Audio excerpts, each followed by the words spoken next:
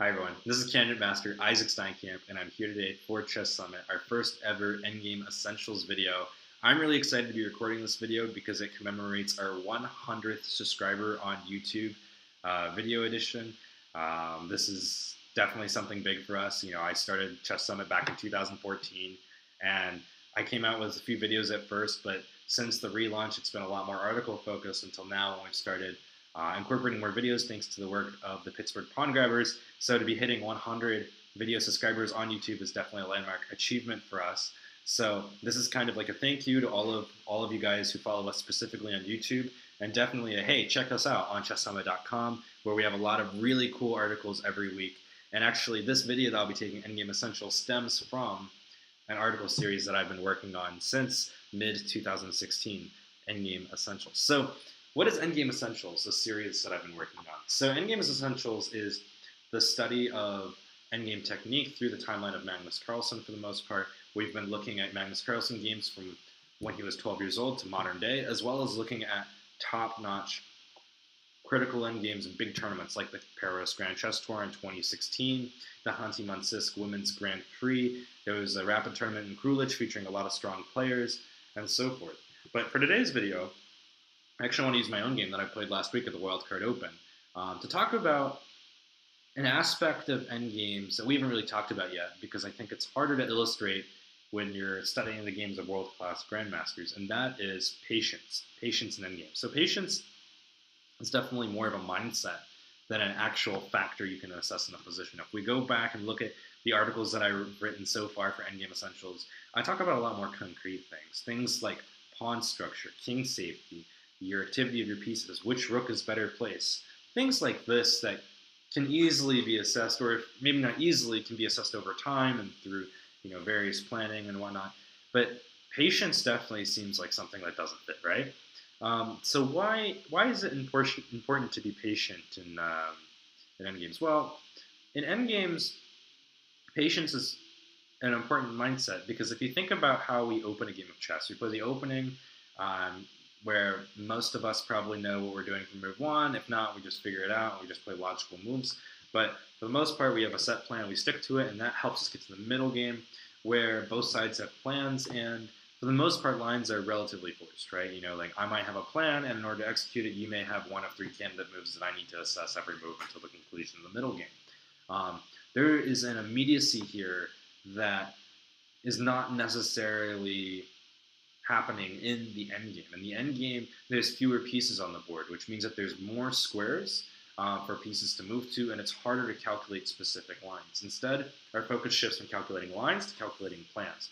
And I think that this switch, especially for tactical players who love the middle game, can be really difficult, and why patience is an important virtue in endgames. When I go over endgames of players, anywhere from 1,000 to 2,000, I think one of the most common mistakes that I'll see is that a side that has the advantage in the endgame kind of gets impatient. They think they have a chance to break through, and so they go all in on this one opportunity rather than dragging out the endgame, making sure that they eliminate all the opponent's counterplay, and then go in with the one chance to win the game. Squandering an opportunity like this, I think, is generally said to be like a mistake of endgame technique, not really knowing when to go into it. The endgame mindset is a little bit different because it's easier to see long-term plans play out. In middle games, we might have these long-term plans, but perhaps they're unrealistic because there's so many pieces and there's so many things happening on the board. In the endgame, when one side has like a static advantage, it's a lot easier for them to impose their will on the other side if they can eliminate all of the opponent's counterplay. If I were to be writing this article, and I actually tried writing this article before I decided it'd be easier to do a video, one of the quotes I wanted to incorporate was not from a chess player, but actually from Napoleon, who said that, if your opponent is in the process of destroying themselves, let them do that. Don't interfere.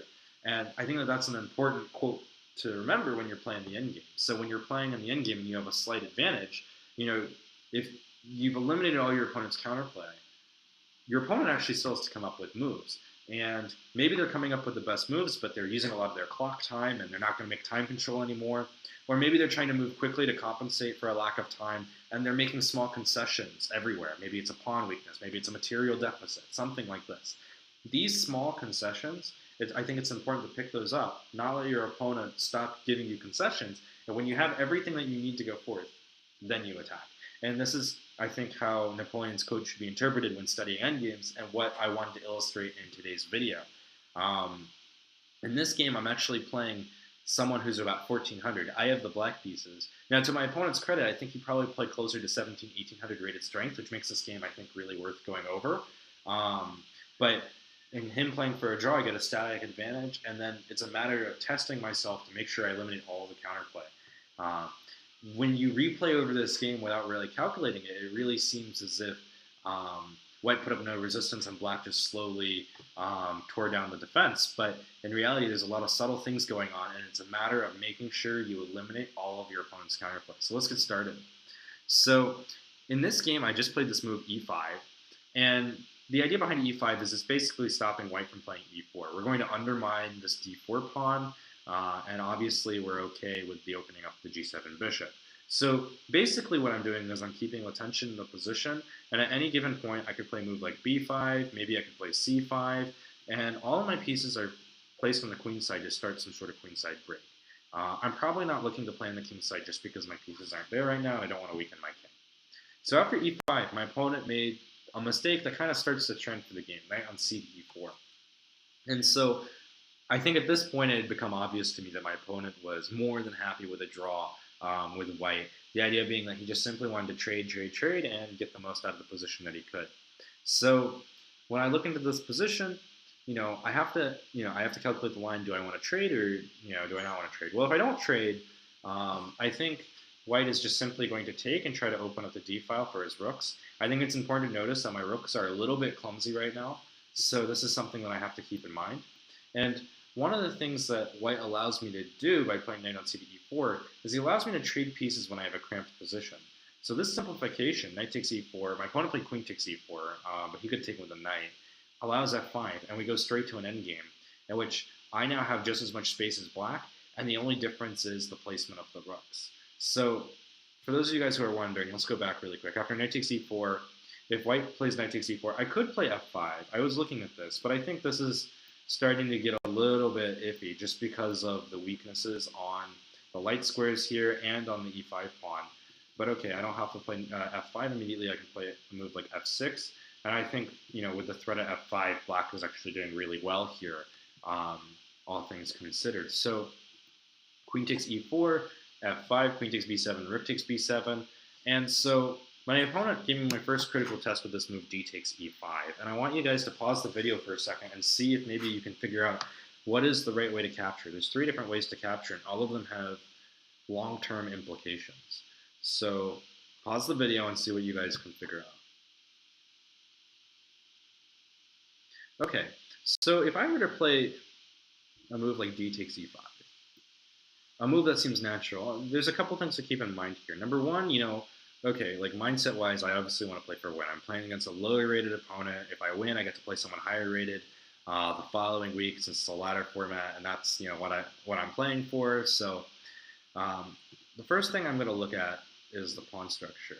We've got a 4 on the king side and a 3 on the queen side, and my opponent has the exact same structure. So already with a symmetrical pawn structure, I think this is actually really difficult for Black to play for an advantage because there's no clear break, in my opinion, that kind of gives Black an edge. I mean, okay, maybe you can say, okay, Black is going to play for e5 and then c5, but then this d5 square gets really weak. So I'm not really a believer in this.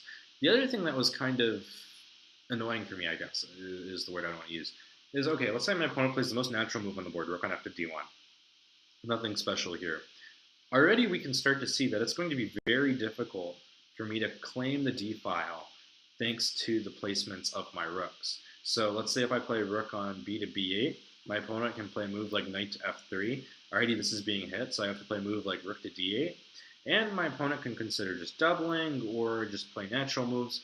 I think in any case, if anyone is playing for a win here, it's probably White. So d takes e5 I think would actually be a mistake. So that leaves bishop takes e5 and knight takes e5.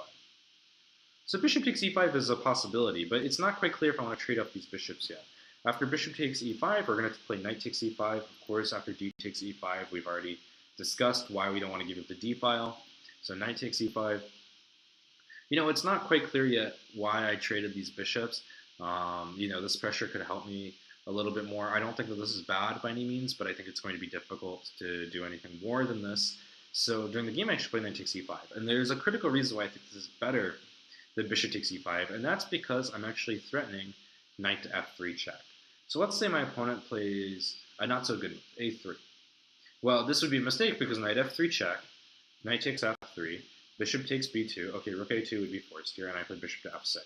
And already black has made progress. We have an asymmetrical pawn structure, so the game promises to have breaks. This bishop is dominating this knight. And the knight doesn't really have moves here. d5 is not really an outpost. And because the d file isn't a weakness, I can actually just put my rook on e8, or maybe I can play for b5. The position is not winning or anything by any means, but at the very least, I'm giving myself opportunity to play on. So my opponent realized after knight takes e5, he had given up a tempo and plays this move rook on a to b1. And so, okay, I went ahead and broke with b5. And here my opponent actually surprised me with this move f4, and I had to reevaluate the position.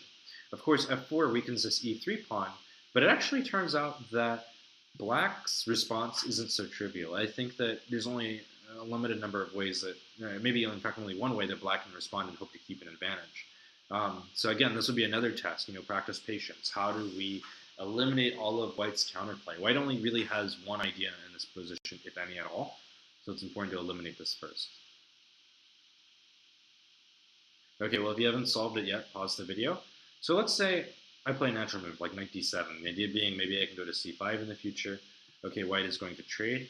But then the question becomes what to do after white plays a move like e5. Simply just trading off his weakness for a pawn on f5, and then he'll have 3 versus 2, and then I'll only have 4 versus 3, and it's not quite clear how I'm going to use my 4 to create a passed pawn, while white is already making progress on the king side.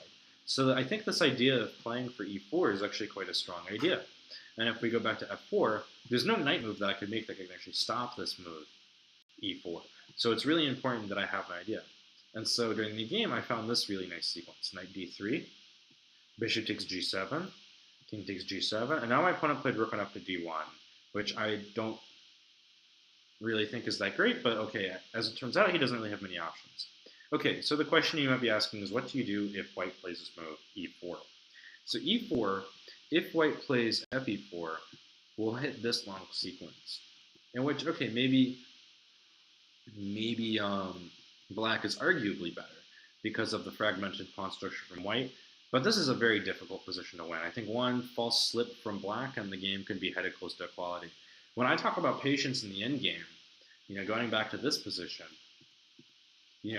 it's really easy to go all in with fe4, liquidate and try to do what you can with the position that you have. But that's really limiting yourself to all of your options. One of the factors that we talked about in endgames, of course, is rook activity. We talked about how earlier these rooks were misplaced. Well, now would be the opportunity to use them. So during the game, I had planned this move rook to e8. The idea being that if ef5, rook e2. And obviously, since the knight is hit, he doesn't have time to play fg6. He has to protect this knight.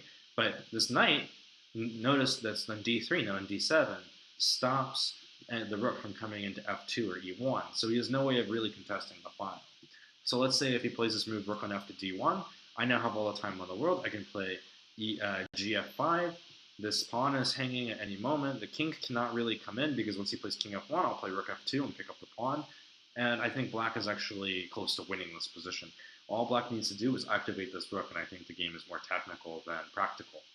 Okay, so e4 is actually not really a possibility thanks to this move rook e8.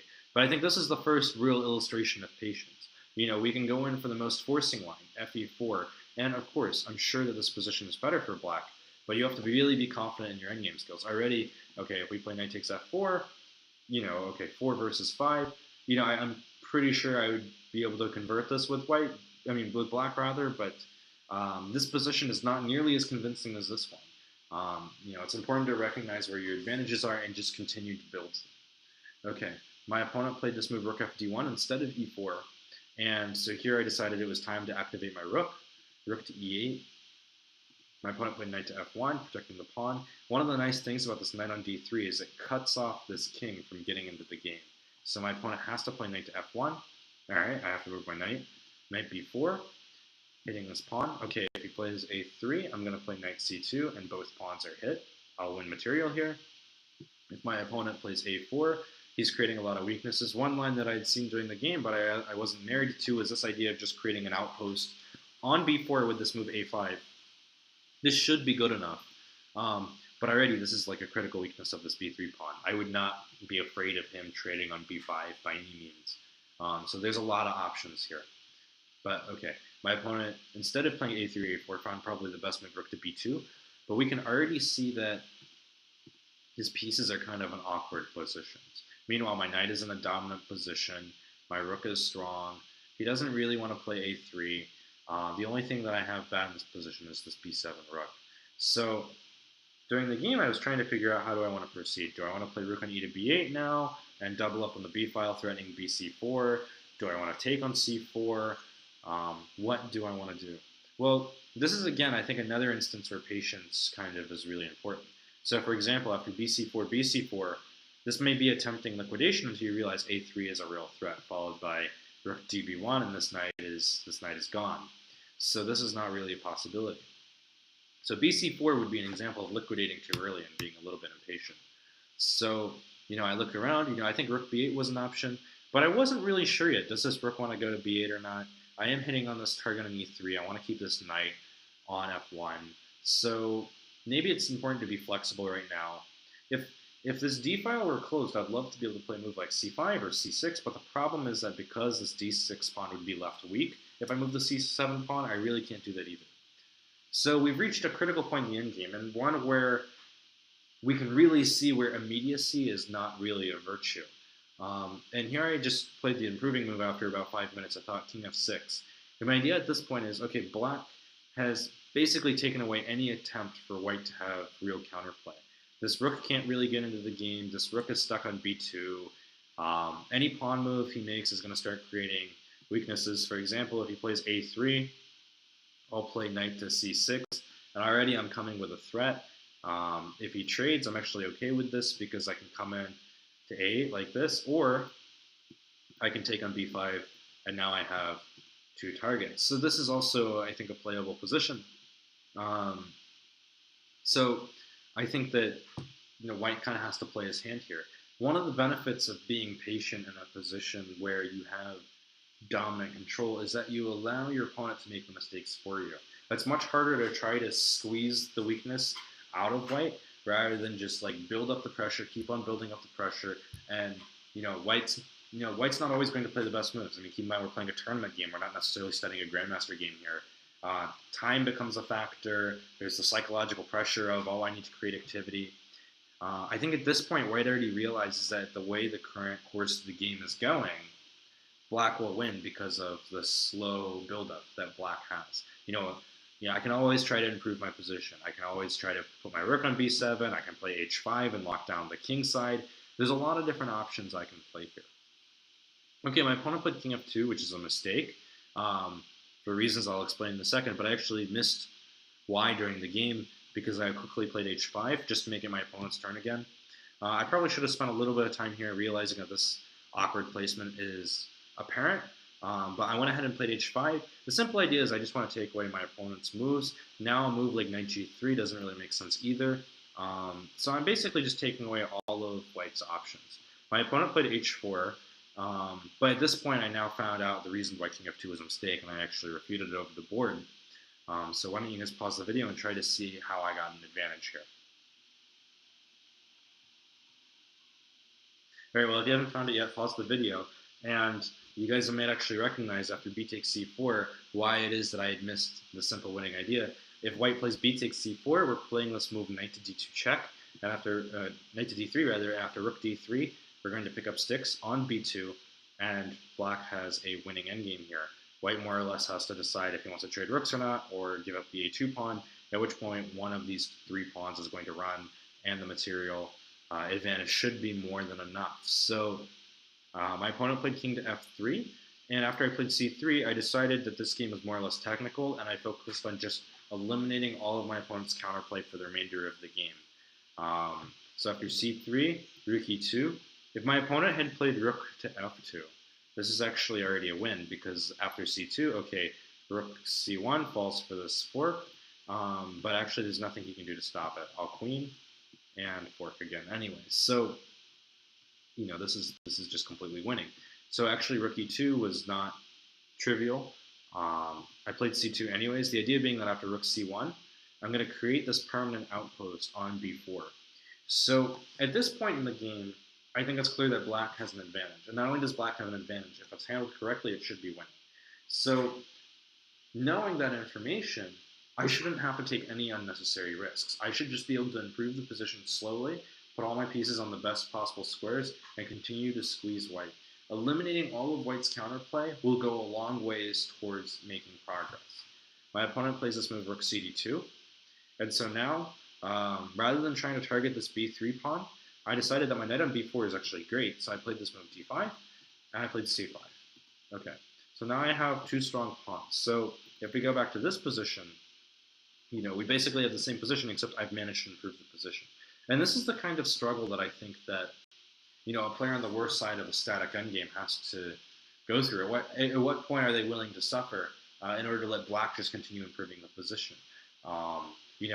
If I had gone back to this position and tried to think about, okay, how do I target b3? I might accidentally open up the position, make c7 or a6 a target, and things could change drastically. But in this position, nothing's actually changed besides the improvement of black's position. Okay, so in this point, I decided that I want to activate my king. But the problem is if I play a move like king to e6, my opponent's going to play knight g3 and open up the position. So okay, king d6, e4, and I think white is actually getting back into the game. This would actually be bad. So in order to stop this idea, I played rook on b to e7. Although I get my rook off of the b file, I've decided that my knight here on b4 is actually perfectly placed. So right now I'm going to mount up pressure against e3. Then my king, which is my worst placed piece, is going to hike over to the king side. Okay, my opponent played rook to e1. And now here's where the real test of patience comes through. This is definitely a possibility, this move d4. But it gets really risky, I think, after rook on e to d1. The idea being that, okay, if we take and win another pawn, we start to complicate the position. We have now given white activity for a pawn. Okay, he doesn't have full compensation for the two pawns that he's lost, but, if I think about the position, I like white's position less here than I do at the conclusion of this line, simply because we have constant pressure against this e3 pawn. So are these rooks going to stay protecting this pawn for forever? This rook is active, and it's only a matter of time before this rook starts targeting c5. So small things like this shouldn't cost the game. Black should still be better here. But making decisions like this continually could sway the result. So I decided that after rook to e1, I want my opponent to think about me playing d4. Every move, I want him to have to calculate me playing d4. This is going to take off 3 to 5 minutes every turn. It's a G120 game. Let him do the thinking. I can think about d4 during his turn. But if I don't say anything clear, don't worry about it. It's going to come later. So I played king to e6. Right now, I just want to get my king to this side of the board. The king on f6 actually does no benefits to the position, whereas a king on b6 or b5 could help launch this a pawn. If I can launch if I can launch the a pawn and open up the queen side, this c pawn becomes a passed pawn. And I think that is a more meaningful advantage to me than risking everything with d4. Again, long-term planning presides over short-term calculation when the static advantage is so great. All right, king to e6, rook c1, king to d6, just in time to protect c5. My opponent played rook c3, which was kind of a nothing move. Okay, I'll play king c6. My opponent played rook d4. Okay, there's an obvious threat here, but I played king b6. Now, it's actually important that I think this move king b6 gets played. For example, if I play this move king b5, and then I continue like I did in the game, a5, it may seem like white doesn't have this option because of the fork, but now we are allowing us with a check, which would give white the time to get out of the fork. This is actually a really critical resource because I think black's queenside falls apart, and I don't think black is playing for a win anymore. So by putting my king on b6, just like in the game, rook d1, a5, now my opponent realizes he doesn't have rook dc1 because there is no check. So I simply just pick up the extra exchange, put my rook on the c file, this knight is passive, these rooks are coming off the board, and this b3 pawn will be lost. So again, it would be really easy to rush, I think, with this move king to b5. And if I don't go for this a5 plan, I could play king to b5, but it was just a matter of let's get the king in a place where I can't be hit by checks. as a prophylactic measure, we'll put the rooks on the queen side and we'll just keep going. So king to b6, rook d1, a5, rook to a1. So far, every single move, my opponent has had to calculate whether or not, d4 is a possible resource. I think in this position, it could be, just because my opponent, he has to take this pawn. Let's say he plays rook to c4. Already I can play a move like d3, or because if he takes, I have this idea, I could play this move and then insert d3. So obviously if he is here, this is not working. And if he doesn't take the pawn, white side moves. But okay, we have opened up this rook again. So in this position, d4 I knew was probably winning, but again, I decided not to go for it because there's more than one road to Rome. For those of you guys who are philosophy majors out there, Occam's razor is the simplest solution is always the best solution. In this case, the simplest solution is going to be we're going to improve the position as much as possible, make white have to make concessions on the clock, on the board, and convert that into an advantage. Okay, rook to a7. My opponent played knight to d2, finally getting this knight into the game. But now I'm going to start threatening this idea of playing a4. So my opponent played rook a4, got up from the board and left. And I think he was a little bit relieved here because I think he thought he had created a fortress. Although what has really happened here? Well, I just made this rook on a4 kind of useless. It has no scope. All it's doing is blocking a pawn, and I can move these rooks at any moment I want. So even though it may seem like I've actually made no progress, what I'm about to show is that white is actually still stuck for moves. After this move, king b5, my opponent played knight b1, quickly thinking that knight e3 was coming, and I welcomed it with this move, rook c7. Okay, knight a3, king b6. And now I think my opponent realized my point, because after a move like knight to b1, if we compare this position to this position, you can argue that I've improved the position. My king is now on b6, I have a rook on c7, and even more important, it's black's turn in this position. Whereas in this position, I'm still 1, 2, and then a third tempo away from getting to what I had. So after knight to b1, I have the option of playing rook to d8. I have the option of playing d4. And at this point, I would have probably gone for it. The reasoning being, my opponent needs 1, 2, 3 moves to get this rook back into the game.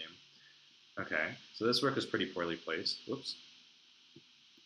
This rook on c3 is in no man's land, so it's going to be hit with a tempo when I play d4. So this is already a pretty convincing shot. So now, when I think about, okay, I could have played d4, I can play d4 here, this is a lot better looking than if I played d4 in this position. Because now my opponent's just one move away from getting his rook back into the game, and okay, his rook is still on c3, but at least his knight on f1 could be guarding some critical squares when I have this d4 break.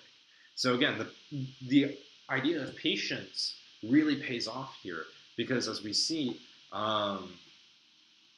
what's happened is that white has had to make concessions. He's had to use up time, constantly calculating d4.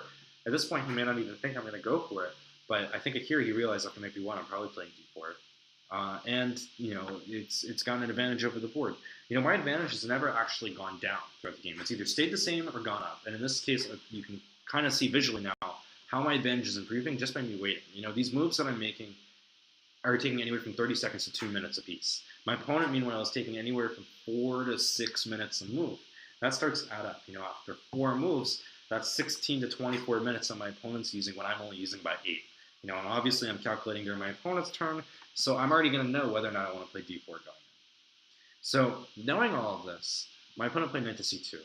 And so now here's my first time where I say, okay, I have what I need, and it's time to break through, and I played the move knight takes c2. And I think this was the correct decision, just because, if I want to move d4 or c4, I will weaken one of these 2 squares, and I don't want a knight to be able to come in on one of these 2 squares, right? That would kind of give white a little bit of counterplay. So if I want to be able to break with these 2 pawns, it would be really helpful if his knight was off the board. My knight on b4, at this point in time, only really stops rook a2. And once we trade off rooks, this rook is still bad because it has no activity in the 4th rank. So in my mind, I've improved the position, and now my king is ready to come in with this move, king to b5.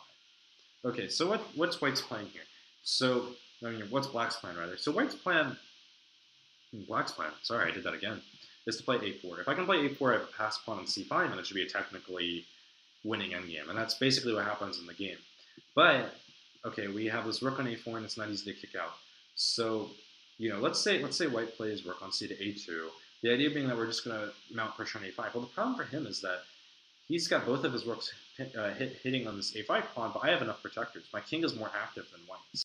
So now I could switch gears, play a move like rook e7, rook e5, and then rook b4. So let's say I play here, my opponent plays like g3. This is definitely a possible option. I would have to calculate these lines, but this would be possible. The idea being that I can now play rook to d8 and test white by coming in on the d file, play king b4. This is one option. I think during the game I was least convinced by this, though.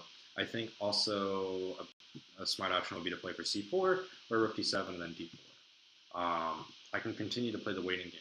The problem again for white is that these rooks are just so passive. I basically have an extra rook in this position. And I think another thing that really helps is that by having locked down the queen side and locked down this e3 pawn, in these cases where we have like these simplified endgames, so let's go back to when I trade the rook. Even though I probably wouldn't have gone for this during the game, we can see that by having inserted these h5 and h4 moves, that actually those moves help black because white has no counterplay and the ability to play g4. Okay, so this was something I was thinking of. Another idea is, okay, if he goes here, I can play a move like rook b7, and I can slowly start to think about playing a move like king c6 and trading a5 for b3. This would be another way to play. So my opponent might be encouraged to play a move like rook on a to a3, at which point I've made a lot of progress. So this is something I would have been happy seeing too. Okay, my opponent played rook a1, and thanks to having pressured my opponent and whatnot, he's a little bit in, I don't want to really say uncomfortable time situation, but there is an uncomfortable time deficit. I think I have more than 25 minutes on my opponent at this point in the game. And so now that I've got all of this extra time to calculate, I calculated, I made sure that my following move, a4, works. It does. And the idea is simply that we're going to simplify into an endgame that's a lot, easier. Okay, so if my opponent plays ba4, I'm going to play rook a4, and rook b2, I can always either meet with rook b4 or king a4. So this isn't a possibility, and if he does what he did during the game, rook c to a2, we just trade here. I was looking at this idea a3 and trying to figure out if this was good enough, but again, patience, right? Because we don't want to give him free counterplay and pick up some pawns. Okay. So I played rook ca7, and we traded pawns, and in order to avoid the rook trade, he played rook b2, king c6, rook ab1. Okay, I need to stop the check on b6. And now my opponent made the lethal blunder king to e2, but if we go back really quick, and let's give him the benefit of the doubt and say, okay, we're going to give him the best move, this is already winning. The idea being that I've now created a looped square for my king, so if you check me, I can come to d6, and the idea is that at the right moment I'll play rook c6, king c5, and just march this pawn. This is what I thought during the game, and I actually confirmed this with an engine afterwards. This is a completely winning endgame. So I think when I wrote the comments and sent this to my coach, king e2, ? Loses a lost game, because at this point, what can white really do? I can't really blame my opponent.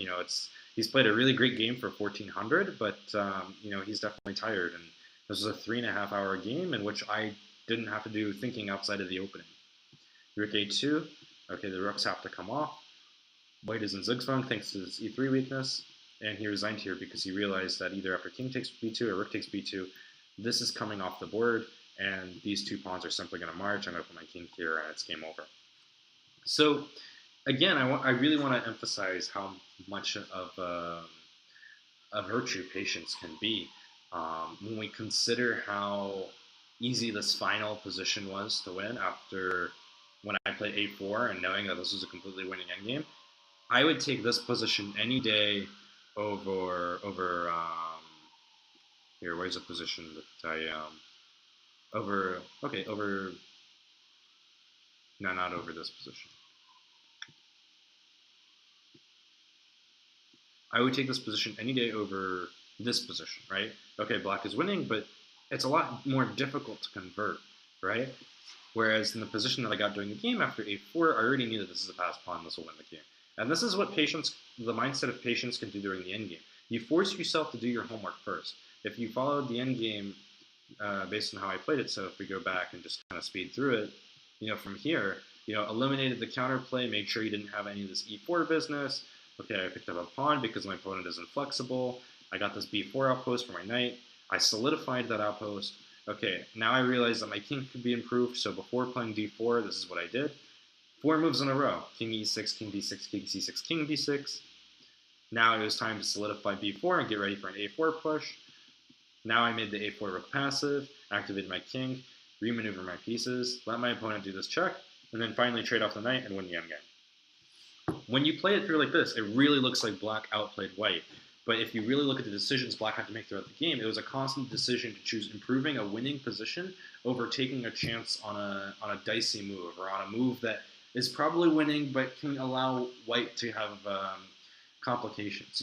When you look at endgames like this, where we have an advantage that should be winning, right? So in this position, I said it earlier that black has a winning position here. Black has a game that should be won, and so what should be taken away from this is that in a position like this, it's white's responsibilities to create the complications. Black shouldn't have to create complications to win this game. It's a matter of improving the pieces and doing whatever. Whenever we've reached a point like this where white is strategically lost, if black continues the course of the game, he should be confident in knowing that the game is winning. And I think that was a really important lesson from this game that we saw, because white was really without counterplay after I stopped his move e4. And so this was something that I think was a really interesting lesson. As I said, this is harder to illustrate in higher level Grandmaster games, because Grandmasters rarely get in positions where they can so smoothly outplay another top class GM in an endgame. So we don't really see this kind of mindset so often. But when I think back to my own games, I've learned this lesson from the other side of the board a lot of times. I remember at last year's World Open in Philadelphia, it was the third round where I lost. It was like a 5.5 hour game and a queen ending. And I went to the queen ending down a pawn, but it was like I had 6 pawns, he had 7 pawns. There's a lot of promise for a draw. But, of course, because I have a pawn fewer, I have to solve problems constantly. Do I want to trade queens, or do I want to keep the queens on the board? Is that pawn endgame going to be drawn? What pawn breaks are my opponent playing? Where do I want to put my pawns to stop said pawn breaks? There's all of these small problems that you have to solve, and no matter how strong of a chess player you are, if you are doing the things to solve those problems, it does come at the cost of time. And as I saw during that game, my opponent, he waited around for about 30 moves to make this game go 5.5 hours. He made threat after threat, but he didn't do anything, even if it was, winning. For the sole purpose of killing my clock. And once my clock was dead, he was like, all right, well, now it's time to execute my plan. And he traded off pawns, found a way to create a pass pawn. And thanks to the construction of the position and my lack of time, I was unable to defend, the lost queen ending. And when I was over, I was like, oh wow, my opponent just milked my clock, and it was very frustrated. But this is actually a great skill to know in an endgame. I can think back to the 2014 National High School Chess Championships. I was on board like 7 in round 2. I was the last game to finish in the entire tournament that night, and my opponent did exactly the same thing. It was a locked up position where I created a fortress. The game was on course to draw. We just maneuvered the whole game. I was actually able to stop all of his threats just fine. Once my clock hit under 5 minutes, then he started pushing his advantage. And even though the game should have been a draw, thanks to my time deficit, I had like 5 minutes and he had probably about 15 minutes. This played a really big role. And so, I want you guys to think about that during your games when you're playing your end games. If you have a position with an unassailable advantage, meaning that your opponent has no way to create counterplay, or you have material advantage or concrete advantage in the endgame that we've discussed previously on Endgame Essentials, you can then turn around and just milk that advantage. Make your opponent solve their problems. As long as you aren't allowing your opponent counterplay, you're in full control of the position, so why let your opponent have any fun, right? At some point you have to play like Karpov and play a little bit like a snake.